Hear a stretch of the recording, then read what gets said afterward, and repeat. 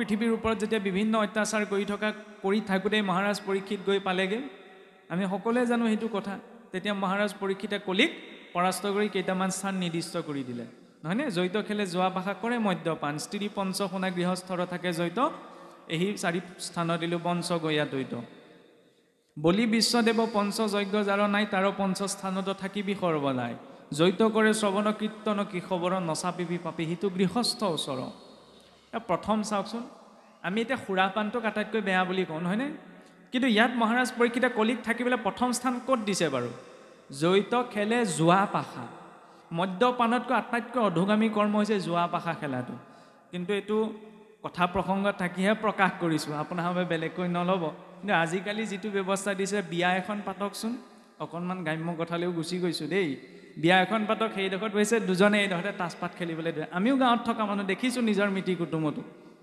সেইখন কি সেইটো জুৱাই হয় দেৱালী আহক চাকি গছ জ্বলাই উদযাপন কৰিছে বোম ফটকা ফুটাইছে ঠিক আছে এই যে চকৰি ঘূৰাই পেলাই দুটামান বস্তু লাভত আনিম বুলি আমাৰ যে খেলেগে যে সেইখনো জুৱাই এতিয়া মুখত ৰাম নাম লৈ শাস্ত্ৰই নিষিদ্ধ কৰা অন্ততঃ সেই কৰ্মটোক যদি কৰিছোঁ তেতিয়াহ'লে জীৱনলৈ ভক্তি কেনেকৈ আহিব আমি নিজকে শুদ্ধ বুলি প্ৰতিপন্ন কৰিবলৈ যোৱা নাই কিন্তু অন্ততঃ যিকেইটা বস্তু শাস্ত্ৰই হাইলাইট কৰি দেখুৱাইছে যে এইকেইটা বস্তু মনুষ্য জীৱনৰ পৰা বৰ্জন হ'ব লাগে অন্ততঃ সেইকণ চেতনা আমাৰ ভিতৰত লাগে প্ৰথম জুৱা পাশা তাৰ পৰা লাভটো একো নহয় পোনপ্ৰথমতেই লাগে যে চকৰি খেলটো খেলিলে কিবা এটা লাভ হ'ব ঘৰখনলৈ আহিব নহয় তাৰ পৰা লোকচান হ'ব তাৰ পৰা সাক্ষাৎ কলিক নিমন্ত্ৰণ জনাই আনিছোঁ কাৰণ প্ৰত্যক্ষ ৰূপত কাৰোবাক ঠগি পেলাই মই কিবা এটা জীৱনলৈ লাভ আনিব নোৱাৰোঁ কাৰণ হিচাপটোতো সকলো হৈয়ে আছে ঠগৰ আটাইতকৈ শীৰ্ষস্থানীয় খেলখনেই হৈছে জুৱা পাশা যাৰ বাবে ধৰ্মৰাজ যুধিষ্ঠিৰৰ বাধ্যতাত পৰি পাশা খেল খেলিব লগা কাৰণে ইমান এটা বেয়া অৱস্থা সৃষ্টি হৈছিল সেইবিলাক উদাহৰণ আমাৰ বাবে এইকাৰণেইতো দিয়া হ'ল মদ্যপান গাখীৰৰ বেপাৰীজনে আকৌ টিলিঙা বজাই বজাই বিকিবগৈ লাগে কিন্তু মদৰ বেপাৰীজনে আপোনাৰ সেইটো ব্যৱস্থা কৰিব নালাগে বজাই গোটেই বাহনীৰ চুকত থাকিলেও বিচাৰি যায় গতিকে সেইটো চেতনাত আমি মানুহ হৈ থাকিব নোৱাৰোঁ আৰু মদ্যপান প্ৰকৃততে কি বস্তু আমি যদি চাওঁ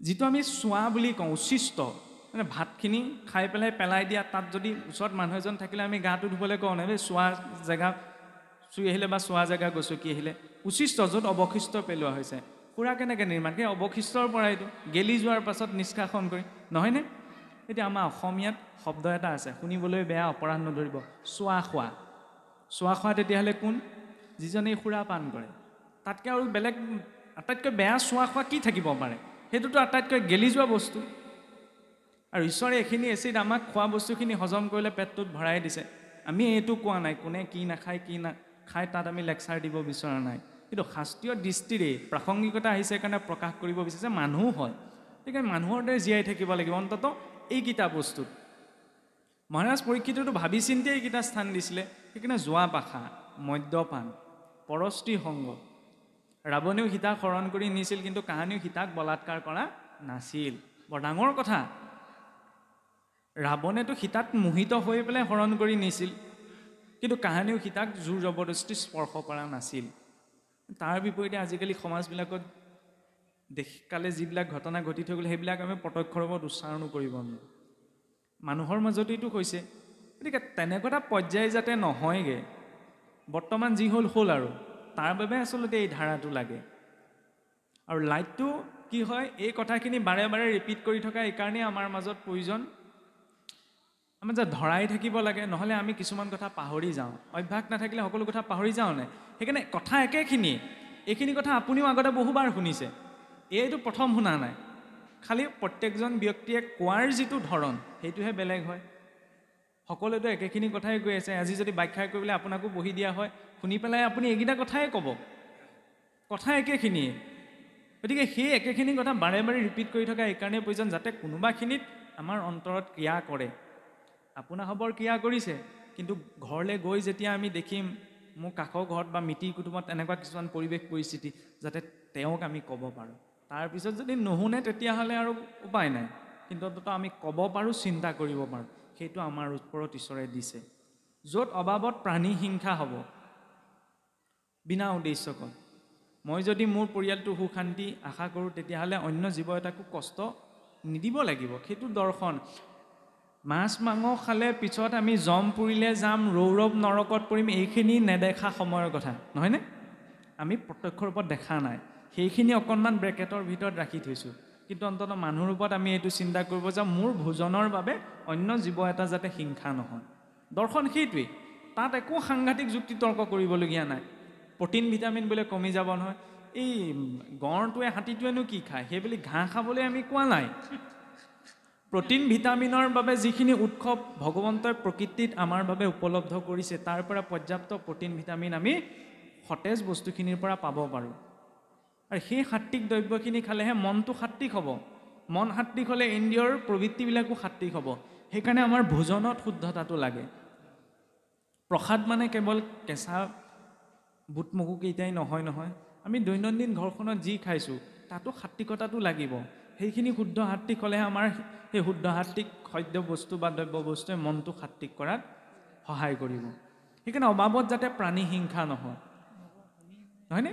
ইয়াৰ পাছত ক'লে কি যে বলি বিশ্বদেৱ পঞ্চযজ্ঞ যাৰ নাই, তাৰ পঞ্চস্থানত থাকিবি সৰ্বনাই। এতিয়া বলি বলি বুলি কোৱাৰ লগে লগে আমাৰ এই হাঁহ পাৰ ছাগলীটো খেচেক কৰাটোকে বুজায় নহয়নে? কিন্তু সেইটোৱে বলি নহয়। বলি মানে ত্যাগকো বুজায়। জীৱনটোত যি অৰ্জন হৈছে তাৰ কিছু অংশ ভগৱন্তৰ সেৱাৰ নিমিত্তে প্ৰয়োগ কৰাটো এক প্ৰকাৰৰ বলি। যিদৰে চাবচোন, আমাৰ কেতিয়াবা দেখেনে কিছুসকলে যেতিয়া অন্নপাতত বহে তাৰে কেইটামান আমাৰ পঞ্চবায়ুৰ ৰূপত 5 ভাগ এনেকৈ অৰ্পণ কৰে, কিন্তু কিছুসকলে প্ৰথমতে যে ভগৱন্তক অৰ্পণ কৰি লয়, বা কেইটামান চাউল ৰান্ধনীগৰাকীয়ে চৰুত দিয়াৰ আগত তাৰে এমুঠি যে গুৰু ভগতৰ নামত থৈ দিয়ে, যিটো মুষ্টিদান বুলিও কয় কিছুসকলে। সেইটো আনৰ অৰ্থেও, মোৰ ঘৰত খেতিটো কৰিলোঁ মোৰ পৰিয়ালটো পোহপাল দিবলৈ, কিন্তু সদায় সিদ্ধ কৰা চাউলৰ কেইটামান চাউল মই গুৰু ভগতৰ নামত বা অন্য ইতৰ প্ৰাণীসকলৰ নামতো থৈ দিছোঁ। এইটো এক প্ৰকাৰৰ বলি। আৰু বৈষ্ণৱ মাৰ্গতো বলি আছে। বৈষ্ণৱ মাৰ্গত আমি বলি, আমাৰ খালি সাত্বিক বলি, এই পশু কটা বলি আমাৰ নাই। সেইটো হৈছে তামসিক, তাত হিংসা আচৰণ হয়। বুট মাহটো দিছোঁ, মগু মাহ দিছোঁ, তাতোতো জীৱ আছে, কিন্তু তাত জীৱ ইমান সংস্কাৰপ্ৰাপ্ত নহয় যে তাত সি অনুভৱ কৰিব, কাৰণ সিহঁতৰ নাৰ্ভাছ ছিষ্টেমটো নাই। সেয়া হৈছে সাত্বিক। বিশ্বদেৱ ভগৱন্তৰ অৰ্চনা, পঞ্চযজ্ঞ, ব্ৰহ্মযজ্ঞ, দেৱযজ্ঞ, পিতৃযজ্ঞ, নিযজ্ঞ আৰু ভূতযজ্ঞ। ব্ৰহ্ম অধ্যাপনম তু ব্ৰহ্মযজ্ঞম, পিতৃযজ্ঞস্তু তৰ্পণম, হোম দেৱ বলিৰ্ভূতাপি নৃযজ্ঞ অতিথি পূজনম। যে গৃহস্থীজনৰ বাবে পঞ্চযজ্ঞ, যজ্ঞ মানে পুনশ্চ কৈছোঁ এই ঘিতাহুতি দিয়া যজ্ঞৰ কথা ইয়াত কোৱা নাই। 5 প্ৰকাৰৰ আচৰণ। অধ্যাপনমটো ব্ৰহ্মযজ্ঞম, অধ্যাপকসকলৰ, গুৰুসকলৰ প্ৰতি সন্মানৰ যিটো ভাৱ, তাতে আচৰণ হয় আমাৰ ব্ৰহ্মযজ্ঞ। ব্ৰহ্মনিষ্ঠ, এতিয়া আপোনাৰ ব্ৰহ্মজ্ঞান আছে নাই সেইটো মোৰ বিচাৰৰ বিষয় নহয়, কিন্তু যদি আপুনি সেই স্থানত আছে, আপোনাৰ প্ৰতি সেই ৰূপত সন্মানৰ ভাৱ থকাটো মোৰ বাবে দায়িত্ব।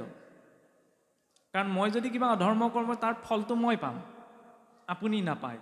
আপুনি যদি কিবা কৰ্ম কৰিছে তেতিয়া ফলটো আপুনি পাব। আজি মোৰ গৃহলৈ যদি আপুনি ভক্ত ৰূপত আহিছে, গতিকে আপোনাক বিশ্লেষণ কৰাটো মোৰ দায়িত্ব নহয়, আপোনাক ভক্ত ৰূপত মান্য কৰি সেয়া শুশ্ৰূষা কৰাটোহে মোৰ দায়িত্ব। অধ্যাপনমটো ব্ৰহ্মযজ্ঞম, পিতৃযজ্ঞস্তু তৰ্পণম।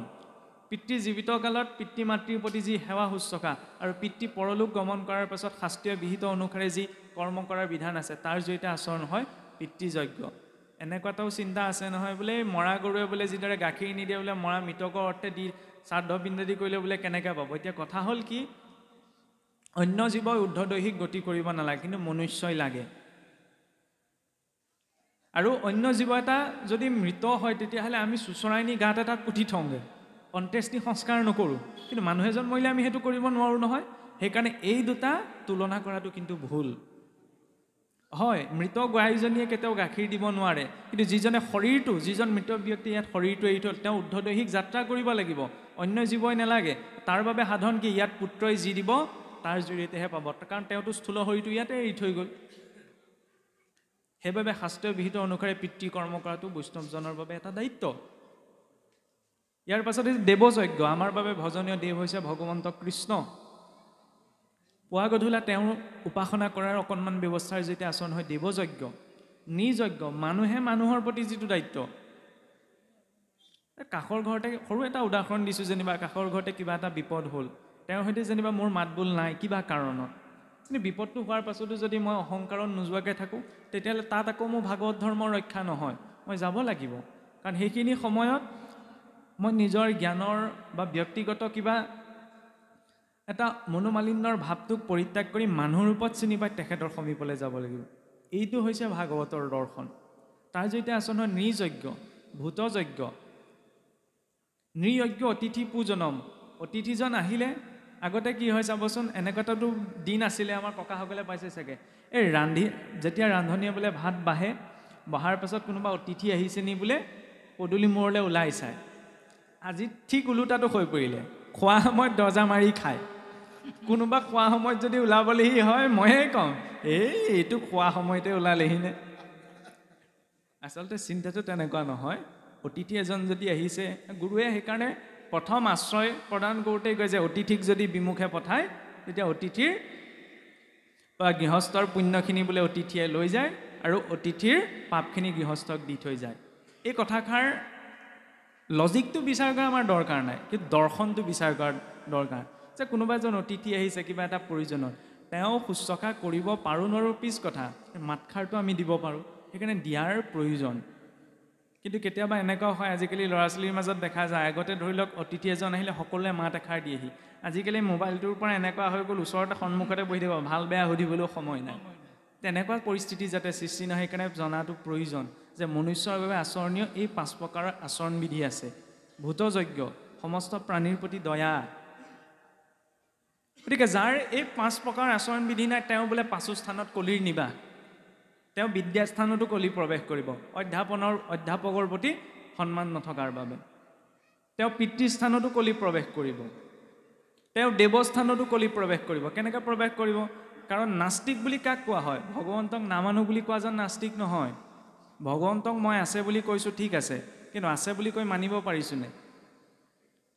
গুৰু আসনৰ সন্মুখত যদি মই কিবা এটা নকৰিবলগীয়া এটা আচৰণ কৰোঁ, তাৰমানে কি মই প্ৰকৃত নাস্তিক হৈছোঁ? মই ভগৱন্ত আছে বুলি মুখেৰে কৈছোঁ কিন্তু মানিব পৰা নাই। মই যদি ইয়াত আপোনাৰ সৈতে বহি তৰ্ক বিতৰ্ক কৰোঁ, মানে প্ৰকৃত দুৰ্ঘোৰ নাস্তিক হৈছোঁ। মই মুখেৰে কৈ আছোঁ ভগৱন্ত আছে আছে আছে, কিন্তু মানিব পৰা নাই। যদি মানিব পাৰিলোহেঁতেন তেতিয়াহ'লে তেওঁৰ সন্মুখততো মই কটু বাক্য বা ধৰি লওক অসৎ আচৰণ কেতিয়াও নকৰোঁ, নহয়নে? সেইবাবে যেতিয়া আমি ভগৱন্তৰ ওচৰলৈ যাম বা দেৱকৰ্ম কৰিছোঁ, ঠিক আছে, নিজৰ স্বৰূপটো সন্মুখত লৈহে। পুতনায়ো যেতিয়া ভগৱন্ত কৃষ্ণক বধ কৰিম বুলি গৈছিল, এফালৰ পৰা চাবলৈ গ'লে পুতনাৰ মহাভাগ্য আছিল যে পুতনাই স্বয়ং জগতৰ যিজনা ঈশ্বৰক ঋষিমুনিসকলেও বহু বছৰ তপ কৰি নাপায়, সেইজনা ঈশ্বৰক কুলত তুলি ল'ব পাৰিছিল। কিন্তু পুতনাৰ অহুভাগ্য, কিন্তু সেই পুতনাৰ অহুভাগ্যও দুৰ্ভাগ্যলৈ পৰিৱৰ্তন হৈছিল যেই বোলে পুতনাই কুলাত তুলি ল'লে, ভগৱন্তই নিজৰ চকুকেইটা নিজেই ঢাকি দিলে। কিয়? বোলে পুতনাই নিজৰ ৰূপটো সলাই গৈছিল। সেইটো এটা পুতনাৰ ডাঙৰ অপৰাধ আছিল। গতিকে আমি ভগৱন্তৰ ওচৰলৈ যাব লাগে নিজৰ স্বৰূপটো লৈ। মোৰ মনত আছে কিবা এটা কপটতা ভাৱ, বেয়া ভাৱ, কিন্তু মই তাকে ঢাকি মেলি ভকত হৈ আহিছোঁ নহয়। ভগৱন্তৰ সন্মুখত বহিব এইকাৰণেই লাগে যে প্ৰভু, মই মোৰ এই স্বভাৱটো সলনি কৰিব বিচাৰিছোঁ কিন্তু পৰা নাই, তুমি মাৰ্গদৰ্শন কৰা। ভগৱন্তই ভাবিব না মোৰ ওচৰত অন্ততঃ স্বীকাৰ কৰিছে, সেইটো লাগে। এনেকুৱা নহয় যে মই চাকি গছ জ্বলালোঁ, ধূপ গছ জ্বলালোঁ, ঘোষা এজনা গালোঁ, গুৰু বাক্য ক'লোঁ, উঠি আহিলোঁ। মোৰ যি সমস্যা আছে ভগৱন্তৰ সন্মুখত আছে বুলি মই তাক ব্যক্ত কৰিব লাগিব যে প্ৰভু, মই এনেকুৱা সমস্যাত আছোঁ, তুমি মাৰ্গদৰ্শন কৰা। তাৰ বাবে নিজৰো চেষ্টা লাগিব, কিন্তু ভগৱন্তৰ ওচৰত স্বীকাৰোক্তিটোও লাগে।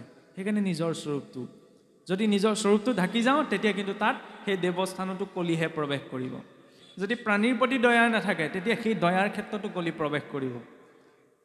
আৰু যদি অতিথিৰ প্ৰতি সদ্ভাৱ নাথাকে তেতিয়া অতিথিৰ ৰূপতো কলিৰ প্ৰৱেশ কৰিব। সেইকাৰণে পঞ্চস্থান ভগৱন্ত মহাৰাজ পৰীক্ষিতে কলিত থাকিবলৈ এই নিৰ্দিষ্ট কেইটা স্থানৰ লগতে যিজন ব্যক্তিৰ জীৱনত এই পঞ্চ আচৰণ নাই, 5 প্ৰকাৰ আচৰণ নাই, তেওঁৰ সেই পাচস্থানত থাকিবলৈও স্থান দিলে। ইয়াৰ পাছত ক'ত দিলে আমি সকলোৱে জানো যে হিমাৰ খালত। দ্বিতীয়ত ইয়াৰ পাছত স্থান দিলে শেষত গৈ সোণত। সেইকাৰণে ঘৰখনৰ 1 প্ৰতি সোণ হ'লেও ঈশ্বৰত অৰ্পণ কৰাটো প্ৰয়োজন যদি আছে। এইটো কোৱা নাই যে ভগৱন্তক সোণৰ ফুল দিয়ক, ৰূপৰ ফুল দিয়ক, নহ'লে আমাৰ মানুহৰ মানসিকতাটো এনেকুৱা নিজৰ সোণৰ আঙঠিটো একদম পিয়ৰ সোণ দিব দেই, নামঘৰত বোলে সোণৰ ফুল, সোণ পানী চৰাই দি দিয়ক, ক'ব নামঘৰত দিবলৈহে। জগতৰ ঈশ্বৰ, তেওঁক জানো ঠগাটো সম্ভৱ? প্ৰয়োজন নহয় সোণৰ ফুল দিয়াটো, ৰূপৰ ফুল দিয়াটো, কিন্তু যি ৰূপত দিয়া হৈছে শুদ্ধ ভাৱত। মই লাগিলে ইম্পিয়ৰকৈ পিন্ধোঁ, ভগৱন্তক পিয়ৰকৈ, কাৰণ তেওঁ আছে। তেওঁৰ দৃষ্টি আমাৰ ওপৰত আছে আৰু সেই দ্ৰব্যৰ বস্তুৰ জৰিয়তে তেওঁৰ ভাৱটো আমাৰ গ্ৰহণ কৰে। নিশ্চয়কৈ ভগৱন্তই বুট মাহ কল এইবিলাক একো নাখায়, কিন্তু ভগৱন্তই তাৰ জৰিয়তে ভাৱটো গ্ৰহণ কৰে। আৰু চাওকচোন দেউৰীজনে ইমান সুন্দৰ সতৰ্কতাৰে শৰাইখন আগবঢ়ায়, আমাৰ শৰাইখন সম্পূৰ্ণ সাত্বিকভাৱে অৰ্পণ কৰে। সেইকাৰণে চাবচোন দেউৰীজনে শৰাইভাগ সজাওঁতে ইমান সতৰ্কতা অৱলম্বন কৰে। চাউলকেইটা দিও হাতখন দিয়াব, মগুকেইটা দিও হাতখন আঁতৰাব। কিছু কিছু সমাজত বুটকেইটা দিয়া নহয় শৰাই। কিয় দিয়া নহয়? তাত এটা দৰ্শন আছে, বুটত প্ৰাণ আছে, হয়নে? তাত প্ৰাণ আছে। সেই বুটটো যদি আমি মাটিত পেলাই দিওঁ তাৰ পৰা গজালি ওলাব। প্ৰাণযুক্ত বস্তু সেই নৈবেদ্যৰ ঠগীখনত অৰ্পণ কৰা নহয়। দেউৰীজনে জানে কমলাটো যেতিয়া গুচাব তাত এনেকুৱা দুটা ফুটা ওলাই, যিটো দুটা ফুটাত গুটি নাথাকে। সেই দুটা ফুটাহে শৰাইৰ বাবে নিৰ্বাচন কৰিব। গুটি থাকিলে তাত বীজ আছে, বীজ থাকিলে প্ৰাণ। কিমান সাত্বিকভাৱে, হয়নে? সেইটো দৰ্শন। আৰু সেই সাত্বিকভাৱে দিয়া ভাৱটো ভগৱন্তই গ্ৰহণ কৰে, তেতিয়া সেয়া প্ৰসাদ হয়। বুটমাহ নহয় নহয়, আমাৰ কি কোৱা হৈছিল? আজিকালিহে আমি বুটমাহ বুলি কওঁ, বুটমাহ, কিন্তু প্ৰকৃততে মাহ প্ৰসাদ। তাৰ জৰিয়তে ভাৱটো যুক্ত হয়। গতিকে এইখিনিৰ পৰা ভাৱ পৰিপুষ্ট হোৱাৰ মাধ্যম হৈছে এই মহাপুৰুষৰ নিয়মাৱলীখিনি। আৰু সেইবাবে কলিত এতিয়া জন্মগ্ৰহণ বাবে কলি যিকেইটা স্থানত আছে তাৰ প্ৰতি আমি সতৰ্ক হ'লোঁ। সতৰ্ক হোৱাৰ পাছতে এতিয়া নিজক এনেকুৱাকৈ প্ৰস্তুত কৰি ৰাখিব লাগিব। মহাৰাজ পৰীক্ষিতে যে পাহৰি গৈছিল যে তেওঁ থাকিবলৈ কলিক স্থান সোণতো দি থৈছিল। কাৰণ সেয়া চাওকচোন, মহাৰাজ পৰীক্ষিতে দিন বাগৰিলত কথা পাহৰিছে। যেতিয়া ৰাজভঁৰালৰ চন্দুকটো খুলি দেখিলে তাত এটা সুন্দৰ মুকুট দেখিলে। সেই মুকুটটো জৰাসন্ধৰ আছিল, আমি সকলোৱে জানো। ভীমে পৰাস্ত কৰি নি ৰাজভঁৰালত জমা কৰি দিছে। যেতিয়া সোণৰ সুন্দৰ মুকুটটো দেখিলে, যা পৰীক্ষিতৰ পিন্ধি যাবলৈ মন গ'ল। এতিয়া এইখিনিতে এটা দৰ্শন আছে, চাবচোন। আমাৰ যে কোৱা হয় যে কোনোবাই ব্যৱহাৰ কৰা বস্তু সকলোৱে ব্যৱহাৰ কৰিব নালাগে, যে কিয় কয় জানেনে? এতিয়া জৰাসন্ধ কিমান চাবলৈ গ'লে কিমান এটা মহাপাপী অসুৰ আছিল। সেই ব্যক্তিজনে মূৰত পিন্ধা মুকুটটোতো তেওঁৰ সেই বেয়া গুণৰ প্ৰভাৱ আছে। সেইকাৰণে আমাৰ যে বেলেগৰ কাপোৰ পিন্ধিব নাপায় নহয়। ইয়াতো এটা অকণমান চিন্তা এটা আছে সংস্কাৰমুখী, কাৰণ আমি নাজানো সেই বস্তুটো কোনে কি ভাৱত প্ৰয়োগ কৰিছে। সেইকাৰণে আমাৰ সকলোৱে চাবচোন, এটা সময় আছিল সকলোৰে ঘৰখনতো ব্যৱহাৰ কৰা সকলোৱে বস্তুবিলাক বেলেগ বেলেগ, কাপোৰ কানিৰ পৰা বাচন বৰ্তনলৈকে। কিয়? কাৰণ আমি কাৰোবাক বেয়া বুলি ক'বলৈ যোৱা নাই, কিন্তু কাৰ ভাৱ কোনটো স্তৰত আছে সেইটো আমি নাজানো। আনৰ ভাৱ এটা আমাক যাতে প্ৰভাৱিত কৰিব নোৱাৰে, ইমান সতৰ্কতা অৱলম্বন কৰা হৈছিল। সেইবাবে সেই জৰাসন্ধৰ মুকুটটো, ইমান অত্যাচাৰী অহংকাৰী ৰজাজনৰ মুকুটটো যেতিয়া ৰজা পৰীক্ষিতে পিন্ধিল, তেতিয়া নিশ্চয়কৈ তাৰ প্ৰভাৱ এটা সেই মুকুটটোতো আছে। আৰু লগতে তাত আৰু ইন্ধন যোগাই দিলে তাত থকা কলিৰ প্ৰভাৱে। আৰু কলিৰ প্ৰভাৱত সেই মুকুট পিন্ধাৰ লগে লগে মহাৰাজ পৰীক্ষিতে মৃগয়া কৰিবলৈ মন গ'ল, মৃগ খেদি গ'লগৈ। কাহিনীটো সকলোৱে জানো। পিছত অভিশাপ পালে। অভিশাপ পোৱাৰ পাছত এতিয়া চিন্তাটো কি কৰিছে যে গৃহ অন্ধকূপত কৰিলোঁ মই পাপ, কৃষ্ণৰেহে প্ৰসাদত পাইলুৰি শিখাব, জানন্দ বিফলে মৰে সন্তৰ সন্ততি, সাপ দিয়াই উপজাইলা মোৰ বীৰকতি। মৰিবলৈ অভিশাপ পাইছে, কিন্তু চিন্তা কৰিছে কি, জীৱনটো অতদিন মই ৰাজ্য ভোগৰ নামতে পাৰ কৰিলোঁ। এতিয়া ঈশ্বৰ কৃষ্ণই মোক এই অভিশাপৰ জৰিয়তে মনলৈ বৈৰাগ্যৰ ভাৱটো আনি দিছে, যে মোৰ হাতত আৰু 7টা দিনহে আছে। এই 7টা দিনত যদি মই নিজে গতি নাপাওঁ, তেতিয়া আকৌ কি কীট পৰুৱা হৈ জন্মগ্ৰহণ কৰিবলৈ তাৰ একো গেৰেণ্টি নাই। গতিকে মই সতৰ্ক হ'ব লাগে। গতিকে আমি প্ৰথমতে জিজ্ঞাসা কৰিলোঁ, আশ্ৰয়লৈ গ'লোঁ, দয়াভাৱ আনিলোঁ, অহংত্যাগ কৰিলোঁ, ভাৱনা ৰাখিলোঁ, ঠিক আছে। তাৰ লগতে কলিৰ প্ৰভাৱৰ পৰা যাতে মুক্ত হৈ থাকোঁ, সেইকাৰণে কলি থকা স্থানকেইটা জীৱনৰ পৰা আঁতৰাই দ্বিতীয়তে প্ৰয়োজন হ'ব এই মহাৰাজ পৰীক্ষিতৰ সতৰ্কতাটো। আৰু ঋষি শৃংগীয়ে ইমান ভাবি চিন্তি ৰজা পৰীক্ষিতক অভিশাপ দিছে, চাওকচোন। সমীক মুনিক যেতিয়া অপমান কৰিলে, তেওঁৰ পুত্ৰ ঋষি শৃংগীৰ খং উঠিলে। খং উঠিলত ৰজা পৰীক্ষিতক অভিশাপ দিলে যে তোমাক 7 দিনৰ ভিতৰত তক্ষকে দংশন কৰিব। ইমানেই যদি খং উঠিছিল, তেতিয়া 2 দিনতে মৰি থাক বুলি নকলে কেলে? আজিয়ে তুমি মৰি থাকা বুলি নকলে কেলে? 7 দিন ইমান পৰিকল্পনা কৰি অভিশাপ দিলে যে 7 দিনৰ পাছতহে তুমি মৰিবা। কাৰণ চাওকচোন, মনুষ্যৰ জন্মই হওক বা মৃত্যুই হওক, এই 7টা দিনতেই সম্ভৱ। এই 7টা দিনক বাদ দি কাৰো জন্মও নহয়, মৃত্যুও নহয়। গতিকে আমাৰো মৃত্যু, ৰজা পৰীক্ষিতৰে মৃত্যু যে 7 দিনৰ পাছত হৈছিল এনেকুৱা নহয়, এই 7টা দিনৰ ভিতৰতে আমাৰ মৃত্যু নিশ্চিত। সেইকাৰণে পাৰ হৈ যোৱা দিনবোৰ গ'ল আৰু এতিয়া অনাগত দিনবিলাক যেতিয়া আমি ঈশ্বৰ ভক্তিত সম্পূৰ্ণ নিষ্ঠা সহকাৰে বাকী প্ৰতিটো জীৱনৰ পল পাৰ হয়, তাৰ বাবে সষ্টম হোৱাৰ বাবে আৰম্ভণি ইন্ট্ৰডাকশ্যনটো আমাক দিলে প্ৰথম স্কন্ধই। ইয়াৰ পাছত মহাৰাজ পৰীক্ষিত পুনৰ কলৈ গৈছে? শুকদেৱৰ আশ্ৰয়লৈ। প্ৰথমতে কৈ দেখুৱাইছে যে ঋষিসকলত আশ্ৰয়। আৰু সেই মহাৰাজ পৰীক্ষিতেও স্বয়ং অৰ্জুনৰ নাতি হোৱাৰ পাছতো, গৰ্ভতে ভগৱন্তৰ দৰ্শন কৰাৰ পাছতো কলিগ্ৰস্ত হৈ অনুতাপ অনুভৱ কৰি কাৰ ওচৰলৈ গৈছে? সন্ত সংগলৈ। শুকদেৱক কিন্তু ৰজা পৰীক্ষিতে বিচাৰি যোৱা নাছিল, শুকদেৱ নিজেই আহিছিল। মহাৰাজ পৰীক্ষিতে মুক্তিৰ বাবে যেতিয়া বিভিন্ন ঋষিসকলৰ ওচৰলৈ সাধন বিচাৰি গ'ল, তেতিয়া ক'লে কোনোবাই তপ কৰা জপ কৰাৰ কথা। মহাৰাজ পৰীক্ষিতে ভাবিলে যে 7 দিনৰ ভিতৰতেতো ইমানখিনি সম্ভৱ নহয়, গতিকে উপায় বিচাৰি পেলাই গংগাৰ তীৰতে তেওঁ একান্ত মনে বহি আছে। তেনেকুৱাতে তেওঁৰ সেই স্থানলৈ আগমন ঘটিছে শুকদেৱলৈ। আমি যদি ভগৱন্ত সম্পৰ্কীয় কিবা এটা বিচাৰিছোঁ, তেতিয়া আমাৰ সামৰ্থ্যতা নাই যে আমি নিজেই বিচাৰি যাম। যদি ভাৱটো প্ৰস্তুত হৈছে অন্তৰত, তেতিয়াহ'লে ভগৱন্তই তাক জীৱনলৈ আগমন ঘটাই দিয়ে। যিদৰে মহাৰাজ পৰীক্ষিতে মুক্তিৰ বাবে উপায় বিচাৰিছিল, সেইকাৰণে প্ৰত্যক্ষ ৰূপত সেই স্থানলৈ শুকদেৱৰ আগমন ঘটাই দিলে। আৰু যেতিয়া শুকদেৱৰ আশ্ৰয় গ্ৰহণ কৰিলে, গতিকে শুকদেৱক সুধিছে কি যে ম্ৰিয়মান নৰে ইটো সংসাৰত কৰিবে কোন কৰ্ম ক। যে সেই শুকদেৱ, মই এতিয়া মৰিবলৈ অভিশাপ পালোঁ, 7টা দিনহে মোৰ হাতত আছে, গতিকে মই কি কৰিম এইটো সোধা নাই। ম্ৰিয়মান নৰে, যে মোৰ দৰে মৃত্যু অভিমুখী লোকসকলে কি কৰ্ম কৰা উচিত বিস্তৰি কওঁ। আৰু সেই শুকদেৱৰ আগমতে প্ৰথম স্কন্ধ সম্পূৰ্ণ হৈছে। গতিকে আমিও আধ্যাত্মিক গুৰুজনৰ ওচৰত এইটো ভাৱনালে যে আমাৰ দৰে মৃত্যু অভিমুখী লোকসকলে কি কৰাৰ প্ৰয়োজন। সেইবাবে দ্বিতীয় স্কন্ধত বিদুৰ মৈত্ৰেয় সংবাদৰ যেতিয়া প্ৰসংগ হৈছে, প্ৰথমতে ভাগৱত ধৰ্ম।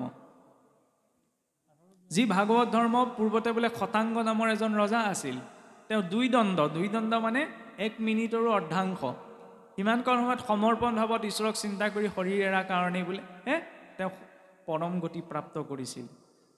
কিন্তু তাৰ বিপৰীতে বোলে যাৰ কৰ্ণপথ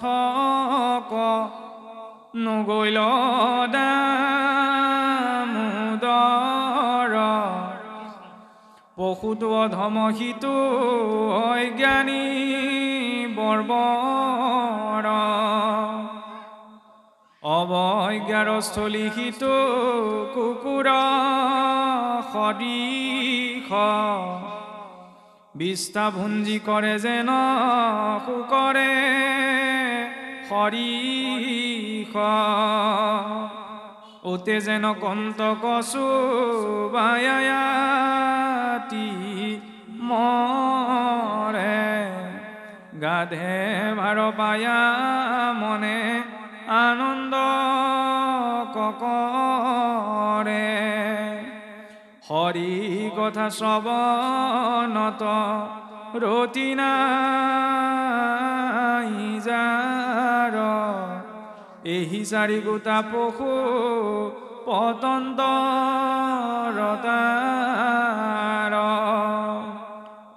সেই ভাগৱত ধৰ্মই কৈছে যাৰ কৰ্ণপথক নগৈল দামোদৰ, ভগৱন্ত নাম ৰূপত কৰ্ণপথেদি বোলে ভকতৰ হিয়াত প্ৰৱেশ কৰে।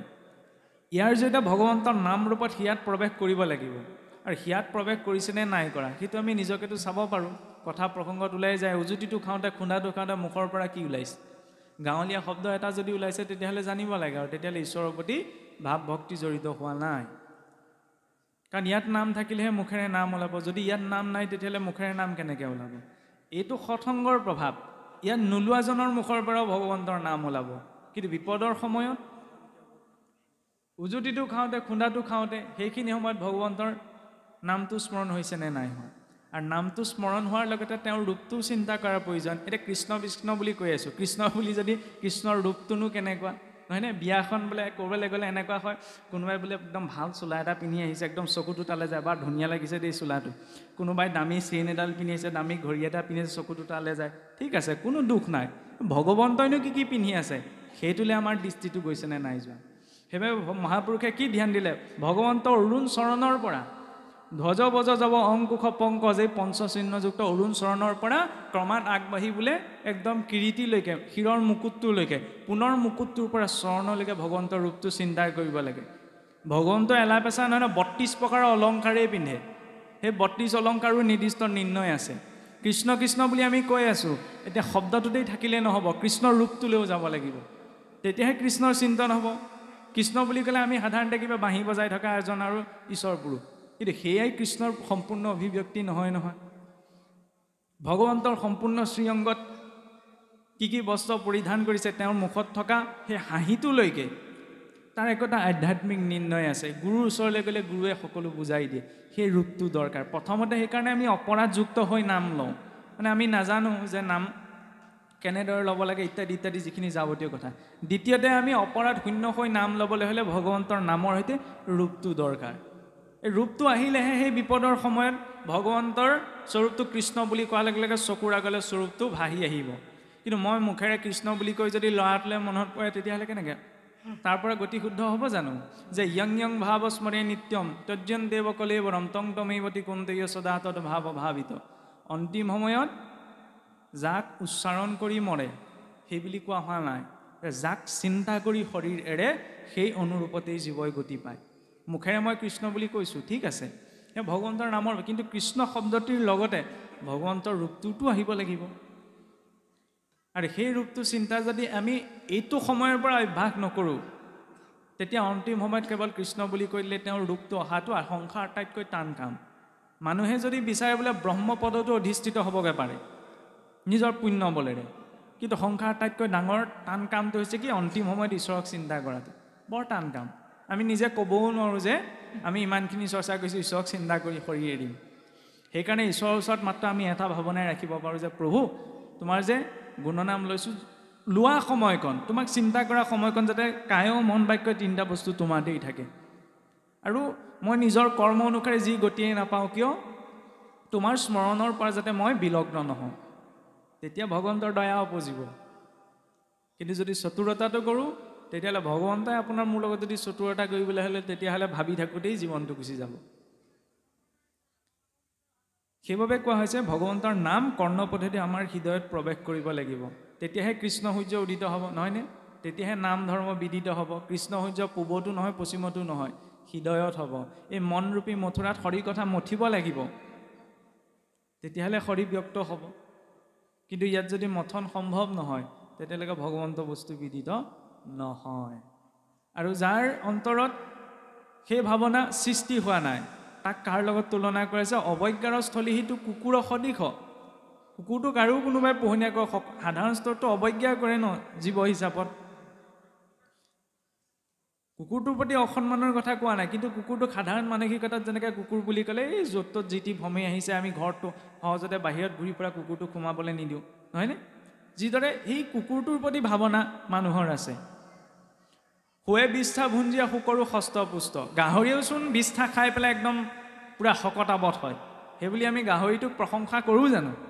খাই বৈ শকতাৱত হৈছে দেই, জৰুৰী নহয় বোলে মাছে মঙহে এগাল খাই পেলাই শক্তিশালী হোৱাটো। শক্তিশালীটোৰ গাহৰিটোও হৈছে। উটে যেন কণ্টক চুবাই আতি মৰে, উটে লোভতে কাঁয়েত চুবাই, কেকটা চুবাই বোলে দুখ অনুভৱ কৰে। হৰি কথা শ্ৰৱণত ৰতি নাই যাৰ, এহি চাৰি গোটা পশু পত্তম দৰদাৰ। আমি এইটো কোৱা নাই যে আপোনাৰভাৱে আমাৰ কথা শুনি থাকক, আমি নিজৰ বুদ্ধিৰে ঢুকি পোৱা আধাৰতহে কৈছোঁ। কিন্তু ভাগৱতৰ বাক্য, বৈকুণ্ঠৰ শাস্ত্ৰ কৃষ্ণ মুখৰ বচন, আৰু কি অৰ্থ পাইবে যেই সেইজন। বৈকুণ্ঠৰ অধিপতি ভগৱন্ত কৃষ্ণৰ নিজ মুখৰ বাক্য হৈছে ভাগৱত। মোৰ কথা নুশুনিলে কোনো দুখ নাই, কিন্তু ভাগৱতৰ কথা নুশুনিলে স্বয়ং ভগৱন্তৰ কথাকে অৱজ্ঞা কৰা হ'ব। আপোনাৰ ঘৰত গৈ যদি মই আপোনাৰ কথাত গুৰুত্ব নিদিওঁ, আপুনি জানো ভাল পাব? নিশ্চয়কৈ নাপায়। এতিয়া ভগৱন্তৰ গৃহত আহি ভগৱন্তৰ কথাত গুৰুত্ব নিদিলে নিশ্চয়কৈ ভগৱন্তও আপোনাক মোক ভাল নাপায়। গতিকে ভক্তি মাৰ্গটোত সৰলতাৰে আমি আগবাঢ়িব পাৰোঁ, যুক্তি তৰ্কৰে নহয়। অন্তৰত সৰলতাৰ ভাৱ লাগে।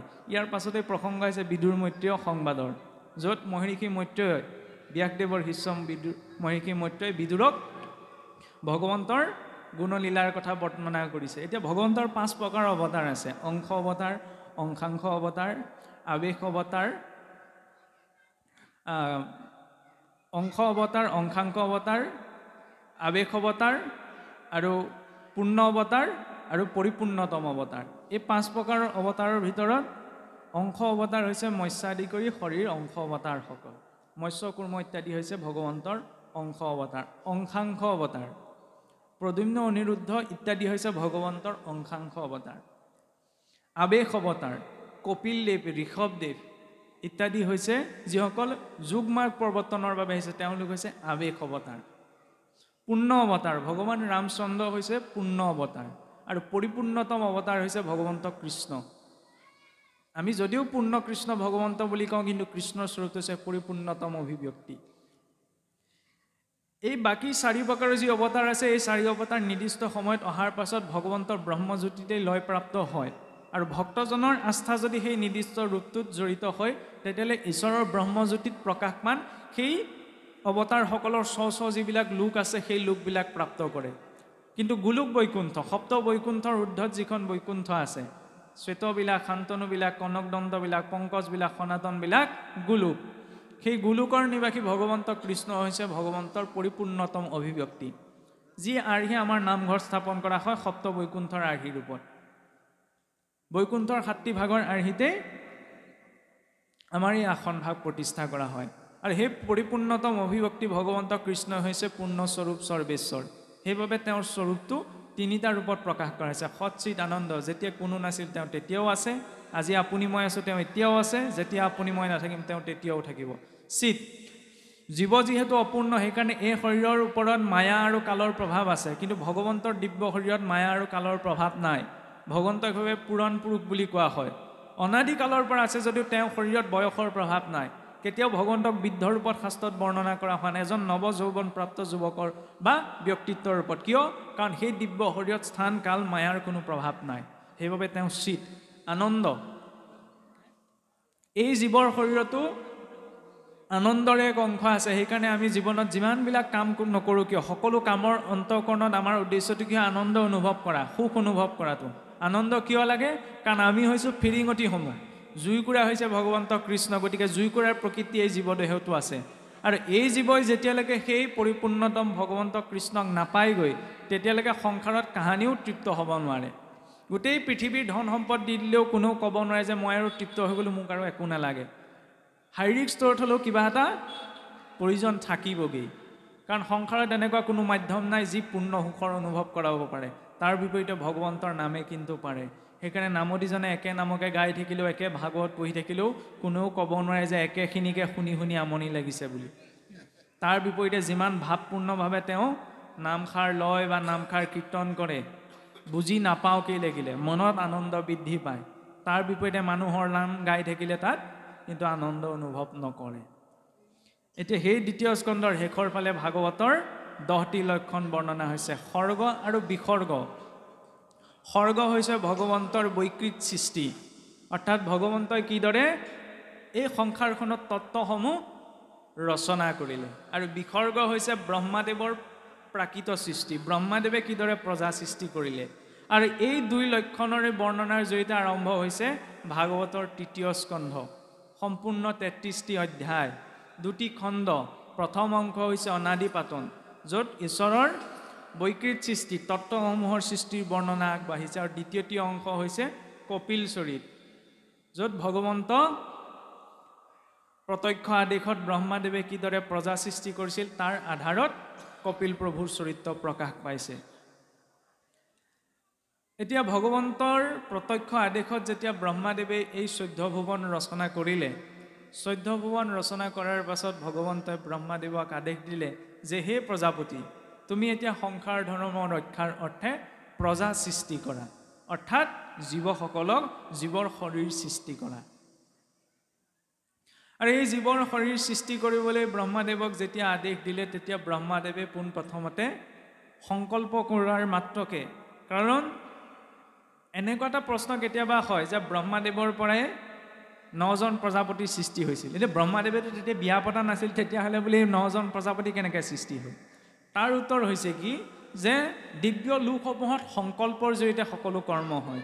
যিদৰে এই ভৌতিক জগতখনত সন্তান সৃষ্টি হ'বলৈ হ'লে স্ত্ৰী পুৰুষৰ মিলন হ'ব লাগিব, তাৰ জৰিয়তেহে সন্তান সৃষ্টি সম্ভৱ।